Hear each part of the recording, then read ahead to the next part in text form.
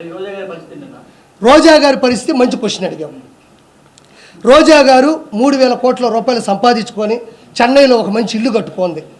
బీచ్లో అలలు వచ్చి కాళ్ళకు తగులుతుంటాయంట. బాగా ఇంత తాగి ఇంత ఊదుమొహం వేసుకొని సంపాదించిన డబ్బుల్ని వెనకబెట్టుకొని బతుకుతూ ఉండాలి. ఖచ్చితంగా ఒకటైతే వాస్తవం చెప్తా ఉండా, వాళ్ళు రానున్న 5 సంవత్సరాల్లో కూడా మన ప్రభుత్వం అని చెప్పేసి అరాచకాల్ని కప్పెట్టుకోవాలి, దౌర్జాన్ని కప్పెట్టుకోవాలి. అలానే వదిలేసినారు వాళ్ళు. వచ్చేది మనమే 151 పోతే ఒక 20 పోతాయి, లేకపోతే ఒక 30 పోతాయి, లేకపోతే ఒక 50 పోతాయి. 100 వస్తే చాలు, రాగానే దౌర్జన్యం చేసి ఆ 75 కూడా లాగేసుకొని 170 చేసేద్దాం అనుకున్నారు. కానీ వాళ్ళు ఊహించాలి వెంకటేశ్వర స్వామి ఇస్తాంతాడని. వెంకటేశ్వర స్వామి కూడా పొత్తు పెట్టుకున్నాడు, ఎవరికి తెలియదు. కాబట్టి ఈరోజు ప్రతి ఒక్క ఎమ్మెల్యే, ప్రతి ఒక్క మినిస్టరు అందరూ 1,000 కోట్లు లాగేశారు. అందరి మీద కూడా ఛార్జ్ షీట్ ఫైల్ అవుతుంది, అందరి మీద కూడా కేసు పడుతుంది, కోర్టుకి వెళ్తారు.